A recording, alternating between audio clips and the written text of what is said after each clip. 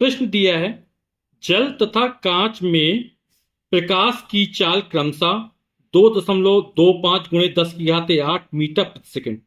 चाल का मतलब क्या होता है? मीटर प्रति सेकंड। तथा 2 गुणे 10 की घात 8 मीटर प्रति सेकंड है।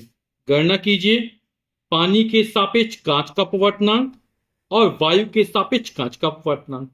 तो जल में प्रकाश की चाल, चाल को वी से लिखते हैं, है ना। और जल में प्रकाश चाल तो वी डब्ल्यू, वाटर। और कितना दिया है? 2.25 गुणे 10 की घात 8 मीटर प्रति सेकंड। और कांच में प्रकाश की चाल, चाल को वी से, कांच में ग्लास में जी। और इसका मान दिया 2 गुणे 10 की घात 8 मीटर प्रति सेकंड।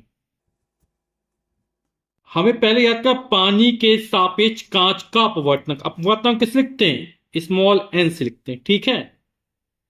और किसके साथ? पानी के सापेक्ष किसका अपवर्तनांक है? कांच का अपवर्तनांक है। तो पहले पानी और फिर गिलास जी, यानी डब्ल्यू एन जी का मान हमको ज्ञात करना है, ठीक।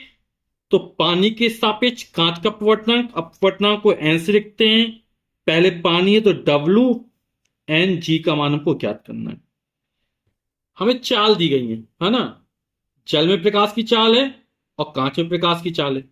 तो यहां पर डब्ल्यू पहले है ना, तो जल में प्रकाश की चाल पहले आएगी, वी डब्ल्यू अपॉन वी सी। यदि यहां अपवर्तनांक होता, हवा के सापेक्ष पानी का अपवर्तनांक, हवा के सापेक्ष कांच का अपवर्तनांक, है ना, तो जी पहले आता, A N G upon A N W होता, ठीक है। और चाल में, जल में प्रकाश की चाल पहले आएगी और फिर नीचे आएगी कांच में प्रकाश की जो पहले है। ये ध्यान रखना बस। मान रख देते हैं वी डब्ल्यू। वी डब्ल्यू का मान कितना है? 2.25 गुणे 10 की घात 8। और वीजी का मान है 2.0 गुणे 10 की घात 8। 10 की घात 8 से 10 की घात 8 कट जाएगा, मीटर प्रति सेकंड, मीटर प्रति सेकंड कट जाएगा। अपवर्तनांक का कोई मात्रक नहीं होता है, तो यहां से बचेगा 2.25/2। भाग कर देते, 2 1 कम 2, दशमलव लगाया, 2 1 कम 2, 2 दूनी 4, एक बचा रहा, जीरो लगा देंगे, बढ़ा देंगे, 2 पंचे 10। तो पानी के सापेक्ष कांच का अपवर्तनांक निकला 1.125। अब हमें वायु के सापेक्ष कांच का अपवर्तनांक ज्ञात करना है।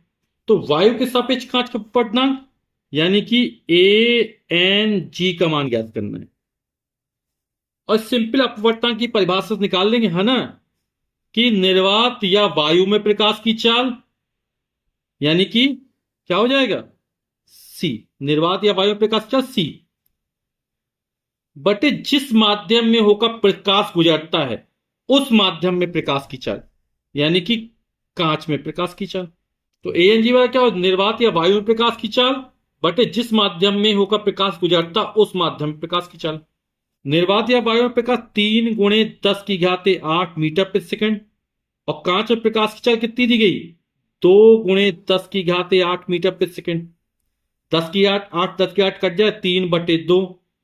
और 3 में 2 का भाग को आएगा 1.5। तो ए एन जी हवा के सापेक्ष कांच का अपवर्तनांक कितना निकलेगा? 1.5 निकला। यही हमारे आंसर हो जाएंगे।